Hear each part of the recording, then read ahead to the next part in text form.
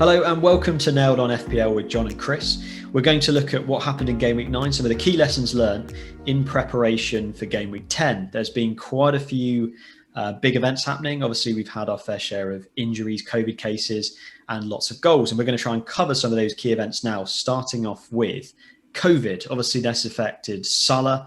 Zaha as well, affected tonight being the 23rd of November. What do you think on the COVID situation, Kris?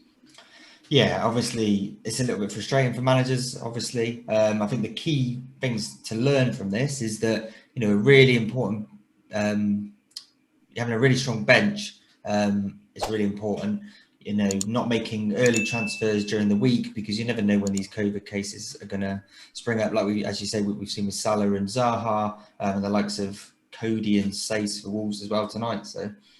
Yeah, we're going to learn of lots of news throughout the week on players that are going to be in people's teams. And if you're straight away making transfers whilst a game week is ongoing, or you're making them on a Sunday or a Monday straight after the games, you're just far more likely to be exposed where a player gets injured or is catching COVID. So obviously injuries have went up this year. And for the sake of maybe saving or missing out on 0.1 million, it doesn't seem like a worthy risk. And as Kris is a good example, where you have quite a strong bench, and with Zaha out, you've actually now got someone potentially coming in for a clean sheet, and you've already got the Ayling clean sheet. So there's a kind of living proof there. Make sure you have good depth in your squad, and also no early knee-jerk transfers. It just doesn't seem worth it this season, and we really recommend against it. Yeah, completely agree with that.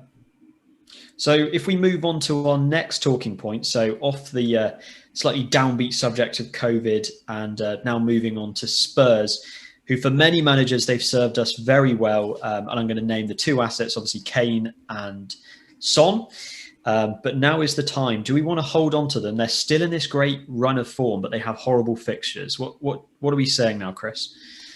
Yeah, I guess, the Salah situation probably helped me out a little bit because I was likely going to lose one of them, probably Son actually, and obviously he scored at the weekend, and Spurs still look pretty good. In a big game against Man City, Their obviously fixtures, as you've said, aren't the best, but can you ignore the form of these two players at the moment? It's difficult, isn't it?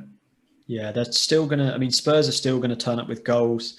And Spurs and Son are likely going to have something to do with it. So should we be prioritising ditching them? I don't really think so. With that said, there's lots of really important players coming up to take advantage of certain fixtures. Liverpool have a nice run, obviously Leicester. And to afford some of these premium assets, you might find someone like Kane or Son needs to make way. So for me, I think it's justified keeping both of them or one of them. But if that's what you need as an enabler to bring in one of these other premium essential players, then I think we'd both recommend pulling the trigger. And when we share our plans a bit later in the week, I think you'll see exactly that. Yeah, well, that sort of takes us nicely on to a next point of ours that, Vardy is a key one, isn't he? When you mentioned the Leicester fixtures, they obviously home to Fulham in the next one, which, if you saw Fulham play at the weekend and in previous weeks, like defensively, they are bad. And for me, that is a priority fixture for the foreseeable future. So Vardy, he is pretty much an essential captain pick this weekend, isn't he? It seems that way. Outside of Vardy, you've got a nice fix. Liverpool away to Brighton, but I think, as you said, Leicester at home to a really vulnerable looking Fulham. You've got to think Vardy's kind of licking his chops. He's gonna want to score a few goals here, and if they win a few pens, Vardy's always good for them. So, I think for lots of people, they'll be looking at maybe downgrading Kane to Vardy, and in my eyes, that's a well-justified transfer. Purely looking at the fixtures, you're going to have to work out how to get Kane back in at some point, possibly, but in the short term, Vardy looks like a very important option and someone that we strongly endorse. Yeah. And then obviously the City assets as well. So their fixtures are turning for the better now. They've not looked the best so far in the season, but you can't really ignore Gameweek 10 at home to Burnley. And then, we've already spoke about Fulham a little bit at home in Gameweek 11. And then they've got West Brom a couple of weeks later at home as well. So Yeah. Prioritising Man City assets, specifically, you know, Kevin De Bruyne, could be really good. Obviously, it could backfire if they keep playing the way they're playing, but you can't ignore those fixtures. And so this comes back to our previous point about Spurs assets. So my initial plans is probably to drop Kane and Son potentially this week, and look at getting Vardy and KDB in as two players that are, you know, premium assets that have got really nice fixtures.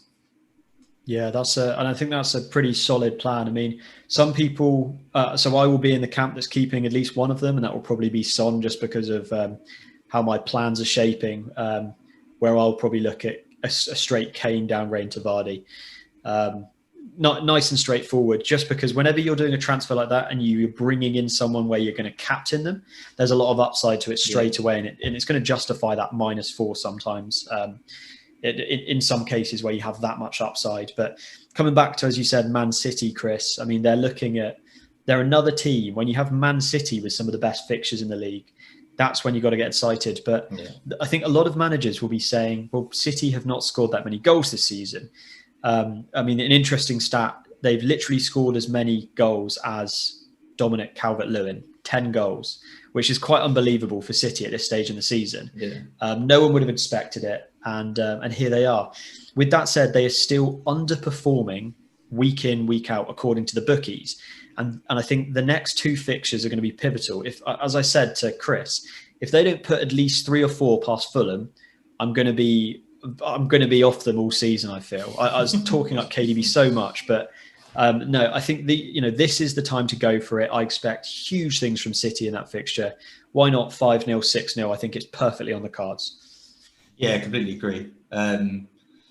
So, you know, we've mentioned Fulham, and it sort of takes us to our last point around, you know, lots of managers would have got rid of Salah. Obviously, we've heard, was it today that he's had a negative test, or yesterday? So he's back in training today, I believe. So, you know, he's going to be available for that game next week away to Brighton. Then they've got, you know, Gameweek 11 at home to Wolves, which is always a difficult game. But then Gameweek 12 away to Fulham's a really nice fixture and potentially a really good option. If you did get Salah out for this week, it's a good time to get him back in. Yeah, I mean, as we're kind of saying, there's quite a few viable players this week. I will just a word on caution on Salah. There could, obviously he's had COVID. There could be some match fitness concerns off the back of it. As we know, different people recover at different rates. And whether he's kind of match ready, I think there's still going to be a question mark there. We tend to see players come straight back into it though. So for me, if I'm prioritizing the premium assets and I took Salah out my team, I'm actually probably more interested in someone like KDB in the short term. And more importantly for me, Vardy is the priority option. But if you want to find a perfect time to bring him back, a good one would be if you're on someone like Bruno, who has 2 nice fixtures. And when he faces Man City in 3 weeks' time, that's when you could switch Bruno to someone like Salah, who will be away to Fulham. So again, exploiting that really nice fixture. So I wouldn't say it's urgent to bring him back straight away, but once you have him in your team, it's stress-free FPL in my opinion. He's the man to have, easy to captain, but I think in the short term, there's some better options to look at. Yeah, completely agree. So I think that concludes our quick fire tips episode. If you have any questions, leave them in the comments, and thank you very much for tuning in today. Cheers, guys. See you later.